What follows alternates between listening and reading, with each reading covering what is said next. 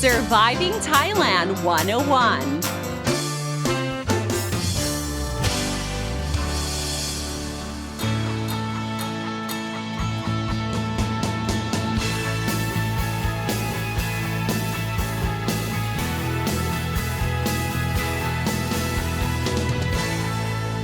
Hey guys, thank you so much for tuning in to Surviving Thailand 101. I'm your host, Fidon Sini, here to break down helpful tips and advice so travelers and expats can have a fantastic time here in Thailand and avoid common cultural faux pas.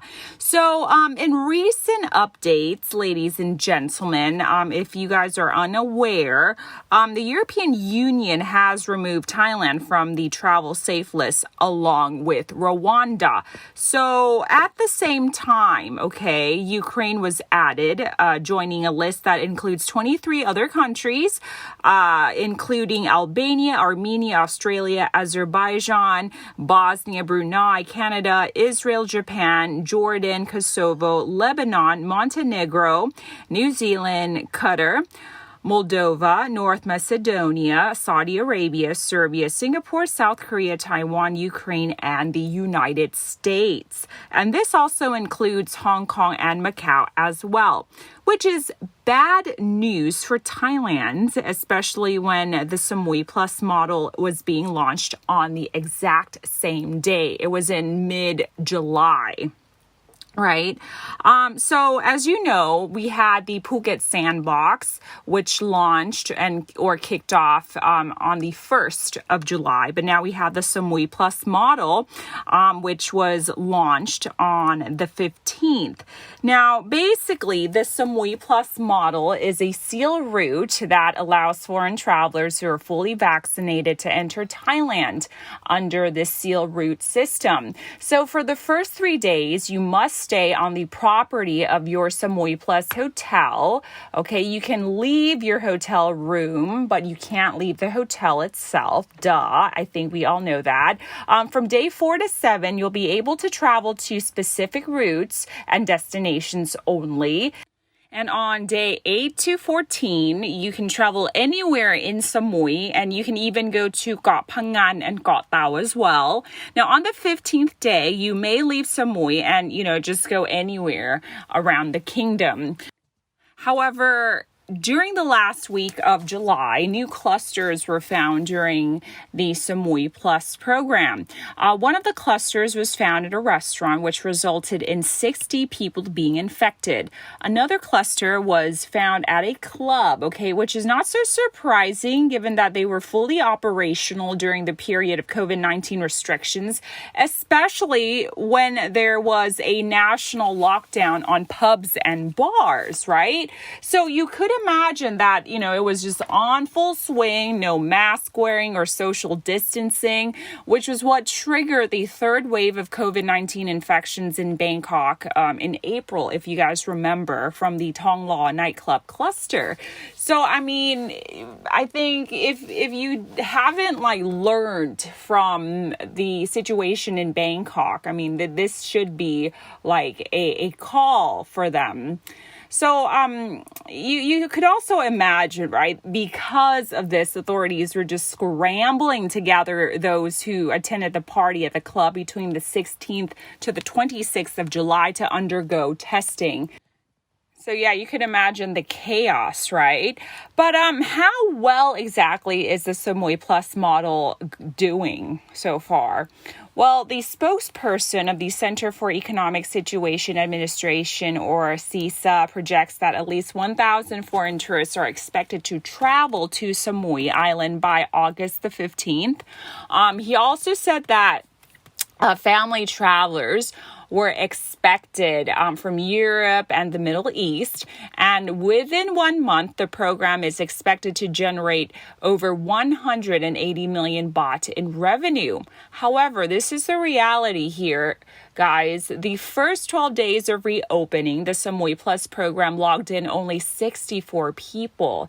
Now, as of 26th of July, there were 12 tourists incoming, and they were about 158 travelers in total coming in to Koh Samui from the sealed Phuket Sandbox route. So it is lower, I guess, than expected. It's just only like 64 people in the first 12 days. So, I mean, if you compare that to the Phuket Sandbox program, it's not a lot, right? But if you look at the Phuket Sandbox program, it seems that the program is going very well at first. There are around 11,806 travelers and a total of 278,623 hotel nights that have been booked.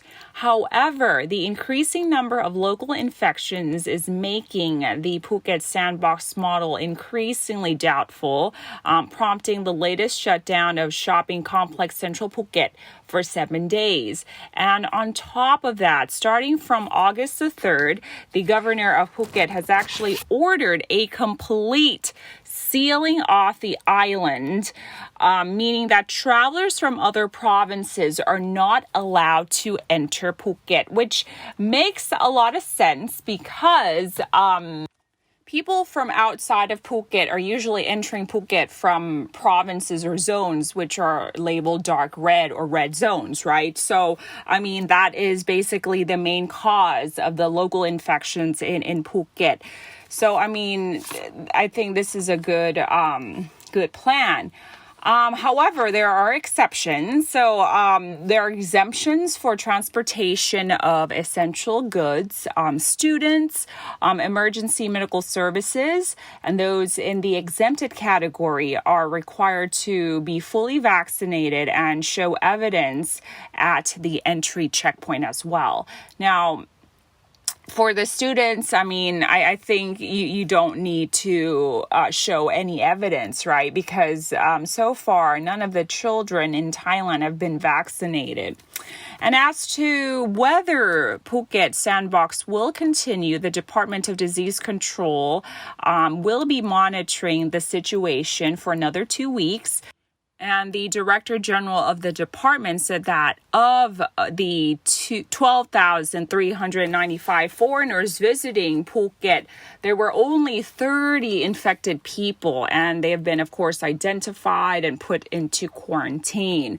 As for the healthcare system in Phuket, they're still able to handle new cases and is currently at 36% of its capacity. So doing better than the situation here in Bangkok, I guess. So let's talk about the government's reopening phases.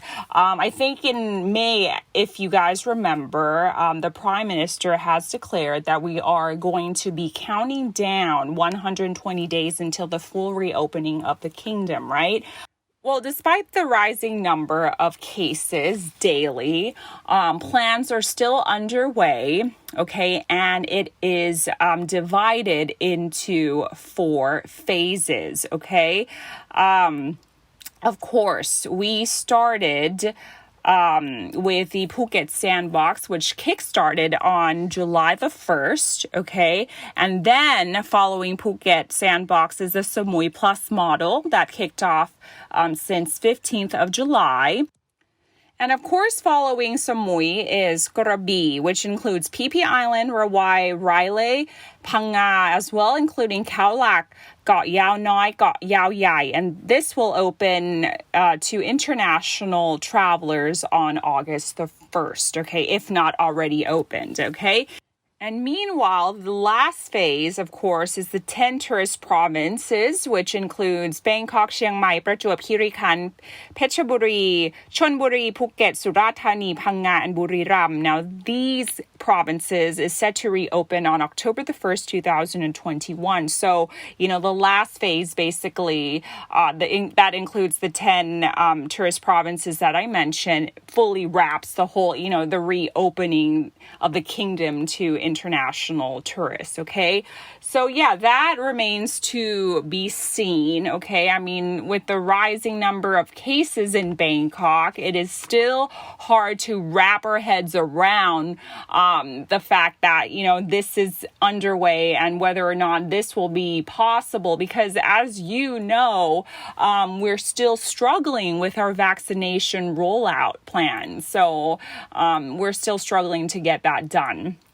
Okay, but we shall see. So back to the Samui Plus model. So at the time of the recording of this podcast, this episode in particular, the island itself has been gearing up to brace itself for, serious COVID-19 cases. So with this in mind, several hotels are actually being converted into hospitals with more than 200 beds. And this is, of course, for patients with mild COVID-19 symptoms. Also, measures have been tightened for those entering from dark red and red zones as well. And as of July 26th, a negative COVID-19 test is required to enter Koh Samui, okay? And they must be no more than 72 hours old. And even if you're vaccinated, you need to produce a negative COVID-19 test result as well. And with this in place, only one foreign visitor tested positive out of, the 78 total arrivals on the island just recently. But in any case, even though there are a rising number of active cases and infections across the country, okay, especially in the dark red zones, reopening plans are still underway.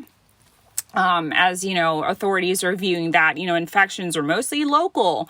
While, there were only a few cases that came from abroad, right?